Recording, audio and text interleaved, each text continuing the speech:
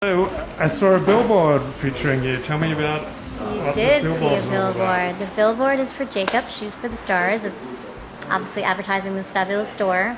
I'm also wearing a Timmy Woods bag in the billboard. And it's fabulous. We can actually go take a look. It's right on Highland. We can go take a look and check it out if you want. Definitely.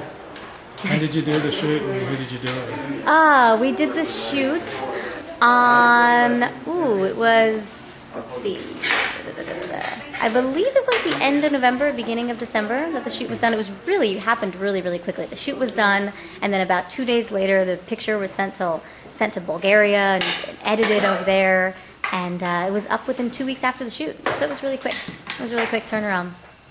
And what's been going on with Zane Sex Chronicles? When did you start shooting that? Zane Sex Chronicles actually just wrapped. My last 12th episode just aired last Friday. And so the season 1 is completely wrapped now. And I'm proud of my work. I've gotten some really good scenes out of it, made some amazing contacts, got the opportunity to work with Suzanne DePass and Zane. And Zane has an enormous following, especially in New York. So the premiere was in New York. And it was great. They flew all of us girls business class to New York and put us up in a nice hotel and gave us, very nice accommodations and really took care of us very well. So that was exciting. And it was a nice bonding time for all the girls to be together again. And so now we just don't know what's going to happen with season 2, and we shall see. When did you shoot it? Time only tells.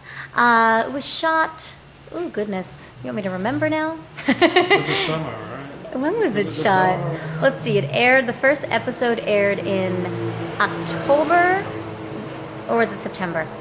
So you shot probably July, August. Yeah, we shot pretty much the summer around How long was it? around How long were you June. shooting for? A month? No, it was a good 3 months. 3 months. Yeah. It was a good 3 months by the time everything panned out. We had a little break in between, and it took about a good 3 months after everything was all said and done. And so that was a quick turnaround too. And considering the conditions, considering as a first season, I'm very proud of what Suzanne DePaz and Suzanne Costa and the producers were able to accomplish, considering all the demands and considering how tough the circumstances were at the time. So I think HBO is proud, and that's important. When did it air? It airs on Cinemax, which is owned by HBO. So they're trying to upgrade Cinemax to the next level, make it HBO level, take out the Skinemax Right. title that people usually know Cinemax for. And so the goal, when I was first signed on to the project, the goal was that the second season was going to be aired on HBO. So we are waiting to find out exactly what will happen with second season, and we should find out pretty soon, this month. And who is your character? I play Ebony. Hannah Ebony Bendenhall. Ebony's like my nickname. And I'm fabulous, proud, sexy, sensual character, very free spirit, free of life, loving sex, loving to be nude. I own a spa called Steam. And I'm a very proud woman. Through the series, you see me take a lot of turns. I start out where it just looks like I'm all fun and games and I'm just nothing but a party, and I go through some really hard times in the series, and you see a lot of my emotions being hidden, and it looks like I'm constantly hiding something, and I'm always battling with coming out and telling people how I feel or keeping it inside. So it was nice to take a lot of character arcs. I had scenes where I was loving life and having sex and being wild and free, and then scenes where I was crazy depressed and crying for days. So it was intense while shooting. I had days where I'd get on set, be in 2 hours or so of hair and makeup and wardrobe, and then shoot one scene where I'm breaking up with my boyfriend, another scene where I'm making love to my boyfriend, another scene where I'm fighting with my father, another scene where I'm hanging out with my girlfriends. And those are all close-ups.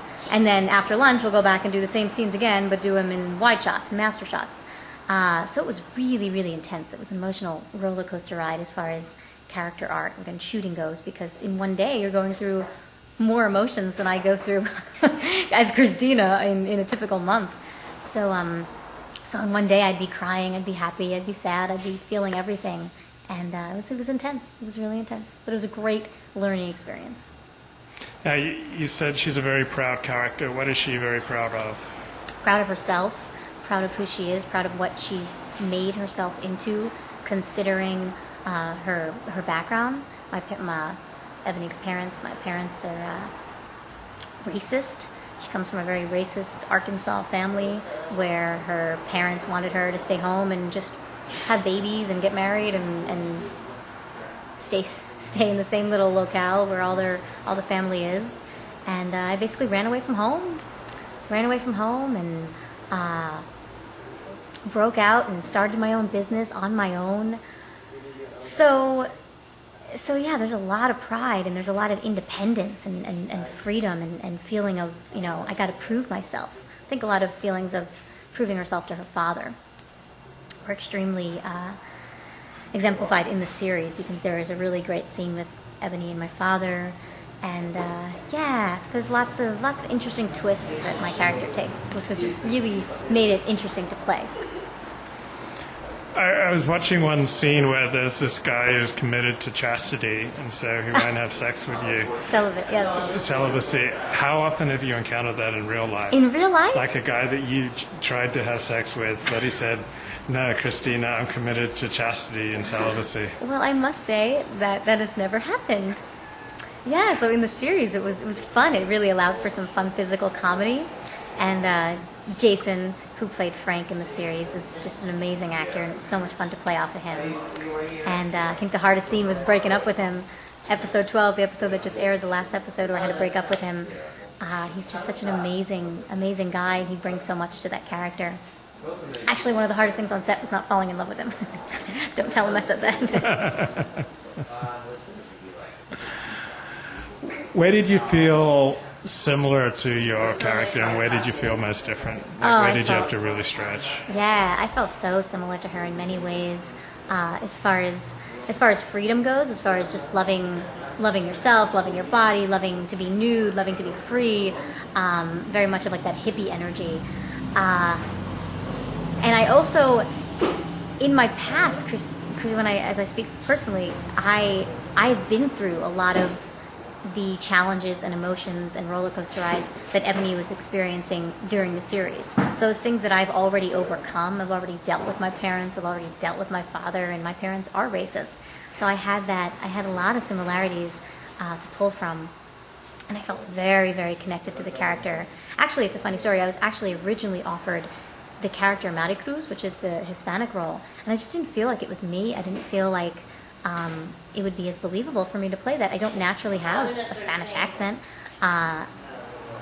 It just didn't feel organic enough. So I'm really happy with playing Ebony, and as soon as I was offered that role, it just felt like this is the right decision. What would happen if you went back to your parents' house for Christmas and you brought with you your boyfriend, who was a lawyer, graduate of Harvard, but he was black? And he's very well educated, very well spoken, very erudite, Right. very accomplished, very affluent, and very black. Been there, done that. Had that already happen. Unfortunately, my parents would not be okay with it. What would happen? They wouldn't ask him to leave, I assume. But No, I would know as Christina, knowing that situations in the past that have happened to me, I would never do that, unfortunately. You wouldn't throw it in their face? No, even if I was to, it's just not worth it to throw it in their face. It's not worth the fight that's going to break out. It's not worth it for me to be screaming and yelling at them. It's not worth my spit. It's not worth my energy to be screaming and yelling at them, because they'll just never, unfortunately, they'll never see it. They come from extremely traditional, Sicilian, uptight, this is Southern Italy mentality, and it's just, I've tried to understand them, and I don't know if they've tried to understand me, but, after a certain point, you have to just accept what it is. I won't even take them to my spiritual center here in LA because they wouldn't really get it. And it's more important to me to keep it mine than to share it with them and have them make fun of it. I'm glad you're laughing. It's hilarious. I'm not in it, so I can just enjoy it. It's like, I love this clash of cultures. Did your character hook up with any black guys in the show? Unfortunately, she didn't. And I actually wrote an email to Zane, spoke to Zane about this, and I said, hey, listen, I said, I don't understand why she wouldn't. She finds black men attractive. There's a scene in episode 1 where, I'm hitting on a black